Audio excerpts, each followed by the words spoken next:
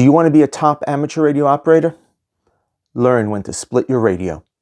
And follow the DX Code of Conduct next on AA3K On The Go.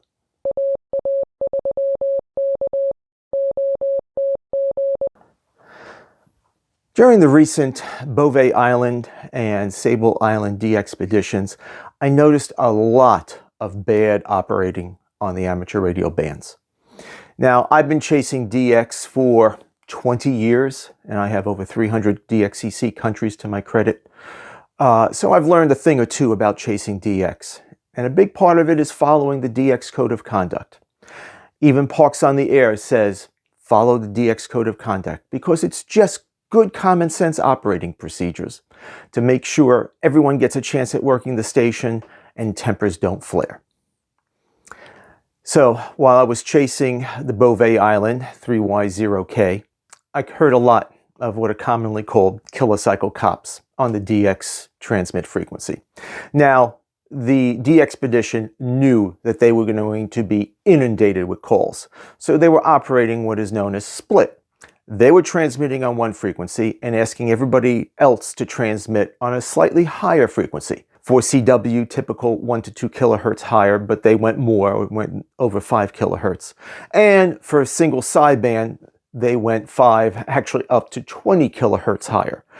They typically parked out at one frequency and kept calling stations back on that frequency until that got too much out of control and then shifted to another frequency. Now, the whole idea here is that their transmit frequency that they are calling on is to be clear, so you can hear their instructions.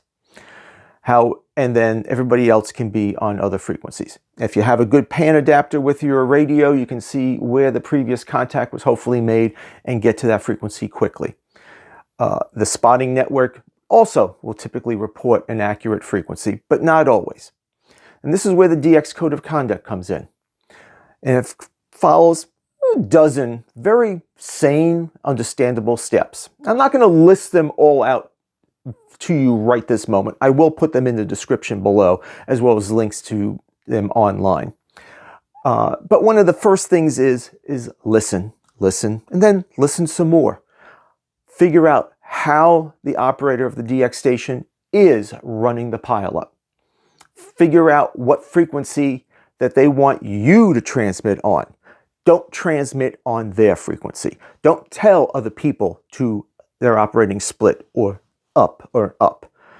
On sideband, I heard an argument break out on the DX frequency's transmit frequency amongst the Kilocycle Kops. And it got to the point that somebody started playing a heavy metal riff, which became the most effective jamming signal I have ever heard on single sideband. I could not hear 3Y0K at all. And I literally put my elbow on the arm of my shack chair and just put my head in my hand, because they effectively ruined it for hundreds, if not thousands, of other amateur radio operators. So how do you put your radio into split? Well, if you're running any fully featured logging program, I run DX Lab Suite for my general logging and N1MM for contesting. But I know AC Log from N3FJP will work, Ham Radio Deluxe will work. Just about any of the mature amateur radio logging programs will support the DX spotting network, and we'll watch the comments for up and a number, QSX, a specific frequency, and then when you select that spot, it will automatically program the radio as long as you got cat control set between the computer and the radio. And I encourage you, set up cat control if you haven't done it. It is well worth the effort. One click and the radio will be programmed to the frequency to listen on, which is typically on the VFO-A, and then the frequency that you'll be transmitting on, which will be on VFO-B. Perfect setup and a lot less.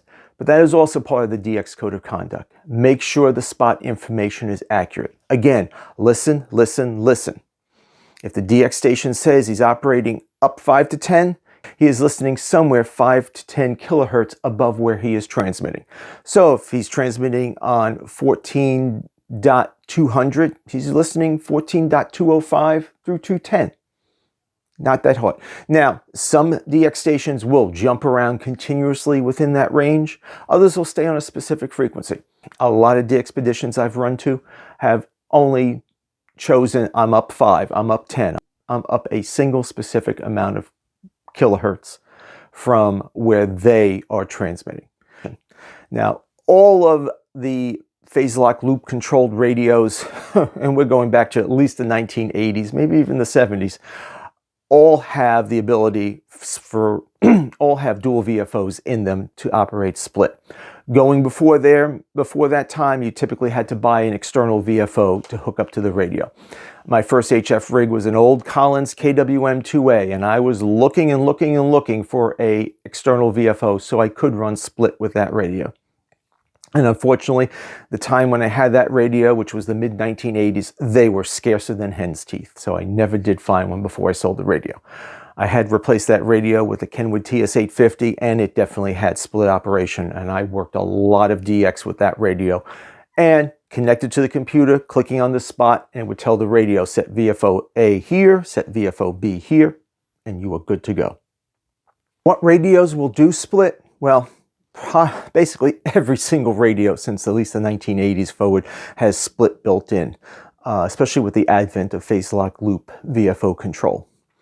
The 7300, as I'm going to demonstrate, definitely has split built in. It's the 7300 Mark II, and I expect its operation to be identical to the original 7300. My 756 Pro 3, my current Elecraft K3, my previous Kenwood TS850, the Kenwood TS440, 430, 480, all have it in, as do the Yaesu radios. Even my little True SDX has split into it, though I have not used it there, as does the QCX Mini and even the QCX full-size unit. And QRP Labs' new QMX definitely also has it built in. Again, it is so easy to program, it's not a rare feature like it used to be. All right, let's take a look on how to set split on a ICOM 7300. And I am pretty sure the Mark II version of the 7300 will be exactly the same. So to turn on split, it's very easy. Just press the split button.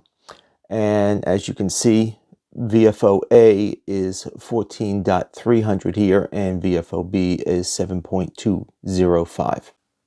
And you will notice it says VFO A there, which indicates that is the large display there, but your transmit will be on VFO B, which is the smaller frequency down here. So when I hit transmit, you will see the display has flipped to 7.205 and saying it's on VFO B. Now, A and B, if you have to operate two different frequencies and you need to quickly go back and forth between the two, you can just set one frequency on VFO A, another frequency on VFO B, and flip back and forth 1, 2, 3, kind of like a quick memory without actually having to program individual memories. The 7300 does transferring of the VFO A frequency to the VFO B a little bit differently than all of the other radios that I have used that have split capability. And they have a button marked A equals B, or in the case of my Elecraft K3, which has a with an arrow pointing to B, which I think is more accurate in what is happening. So when you press that button, the frequency from VFO A will be copied into VFO B, equalizing the two. And it's usually the button says A equals B, but for those of us who program computers for a living, don't consider it a assignment operator. It is not VFO B going into VFO A. It is VFO A going into B, which is why I think Elecraft is a little bit smarter there, using an arrow sign, which is more apt. For the ICOM 7300, which some of their older rigs did have the A equal B button, you just have to hold in split for a moment, and as you can see, VFO B jumped to 14.3 megahertz. So now the two VFOs are set the same. If I do that, you don't see any change in frequency.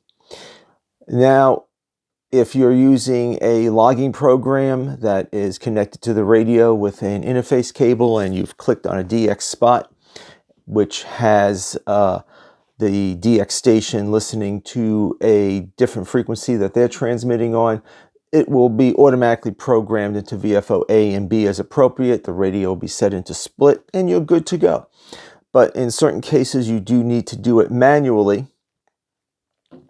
So in the 7300, you have the exchange frequency button, XFC. So if you press that, let me get two hands in here to do that, you're going to see VFO-B has popped up here, and a plus or as minus if you go in that direction, what the offset is between the two VFOs.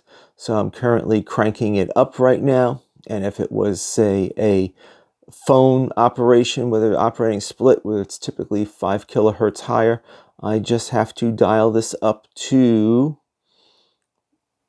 5.00K. And when I release the button, I have VFO-A at 14,300, but when I transmit, it's now at 14,305. And there you go. Before the 40-meter band was harmonized between regions 2 and 1, ITU regions 2 and 1, or at least between Europe and North America, the Europeans could only transmit voice down pretty low in the 40-meter band, where at least U.S. amateurs could not transmit voice there. So many of the contest stations, if not all of them, would transmit where they could transmit and announce that they were listening on that frequency and at a higher frequency where U.S. amateurs could transmit. And I remember when I first started contesting with another ham, and he was teaching me some tricks, we would be pressing the radio's XFC button, or for Kenwood's it was TF set, and rapidly dialing in that second frequency so we could transmit and make a cue in the contest. And again, I'm just going to hold and press split. That turns it off. Equalize the two, and if I have to go back. Again, it's a heck of a lot more convenient if you can do it through computer control from your computer to your radio.